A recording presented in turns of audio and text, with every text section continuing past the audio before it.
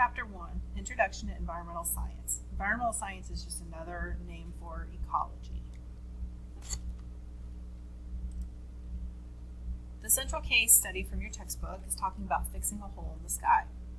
Ozone, which you remember from physical science and biology we've talked about, is the O3 molecule. It's a naturally occurring molecule that absorbs and redirects harmful UV radiation. In the 1970s, several scientists discovered CFCs, or chlorofluorocarbons, were rapidly destroying ozone in the stratosphere. Today, most nations have banned CFCs, and the ozone hole is expected to close up around 2050. The Ozone Watch is a website that will show you NASA's view of the ozone as it changes day by day. Lesson 1.1, Our Island, Earth.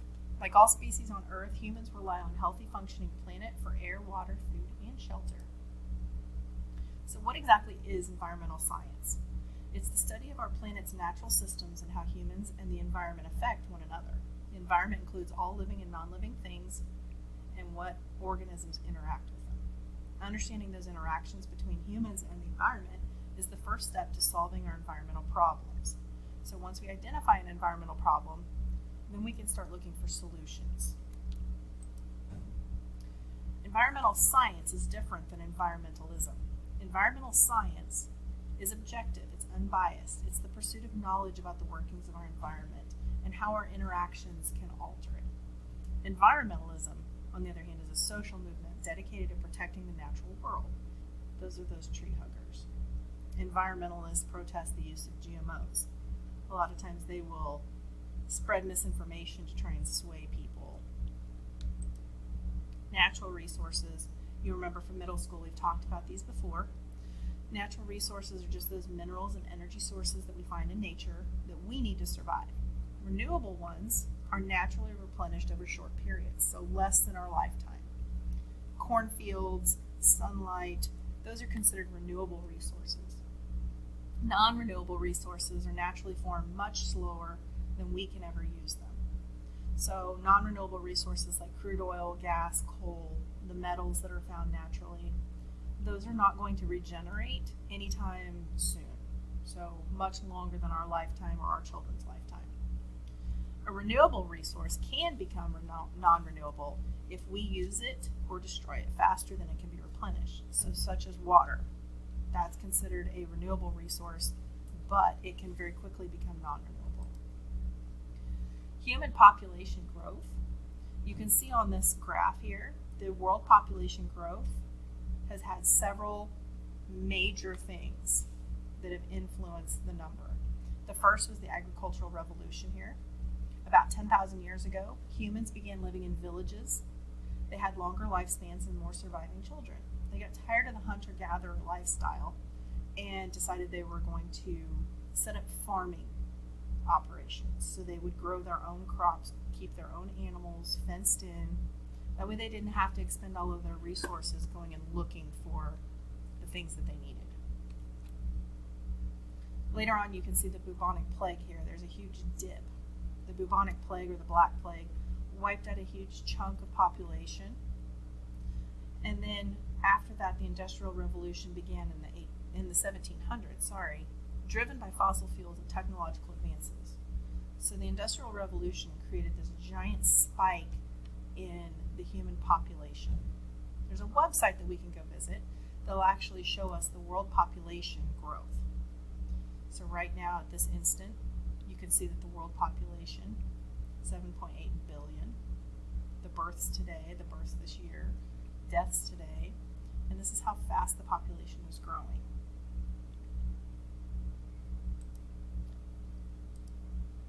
Ecological footprints refers to the total amount of land and water that are required to provide the raw materials for an individual or a population that they are consuming.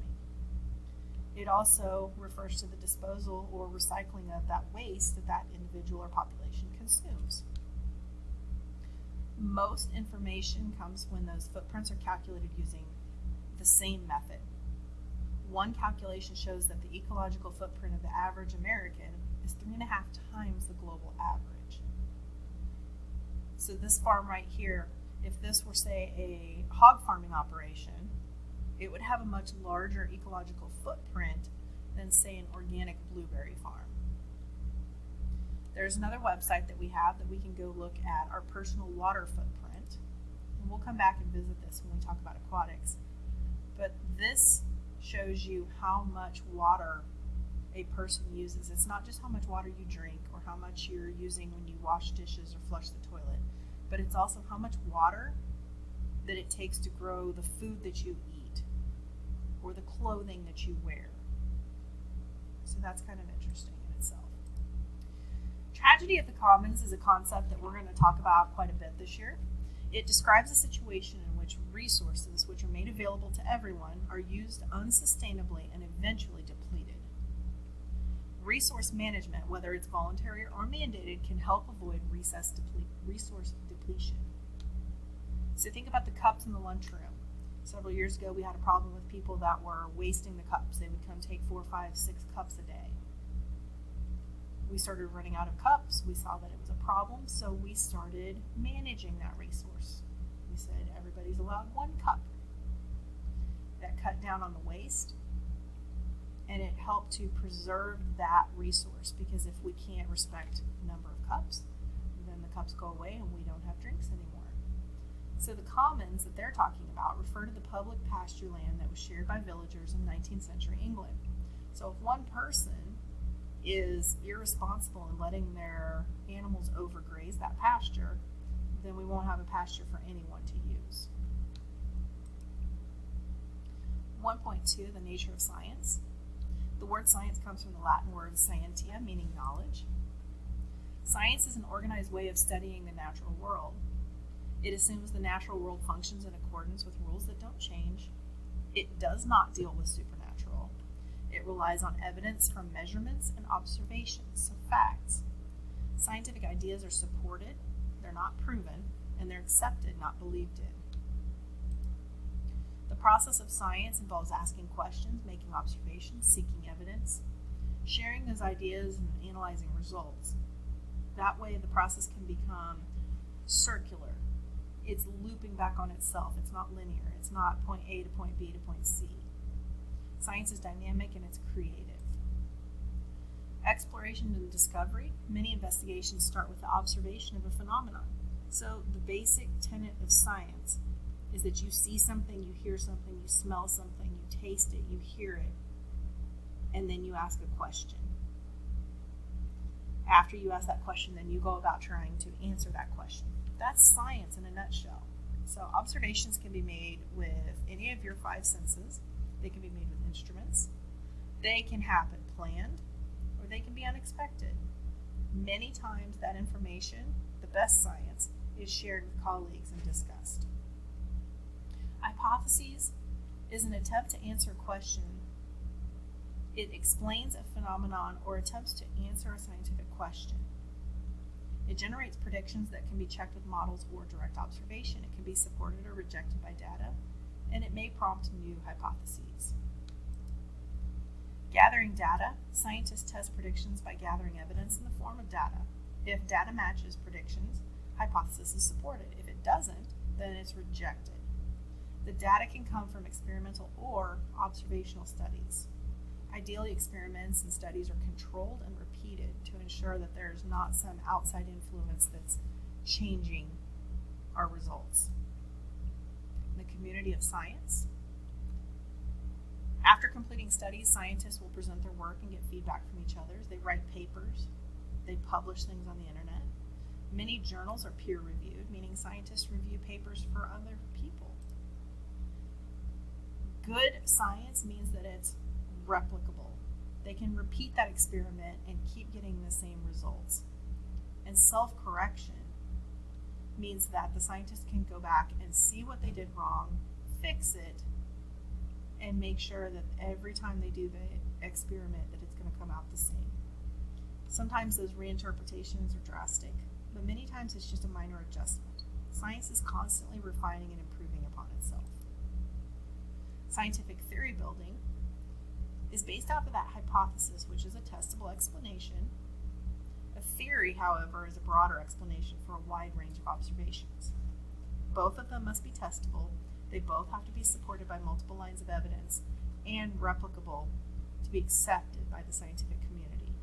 The difference is that a theory is the broad explanation for something, whereas a hypothesis is a single phenomenon.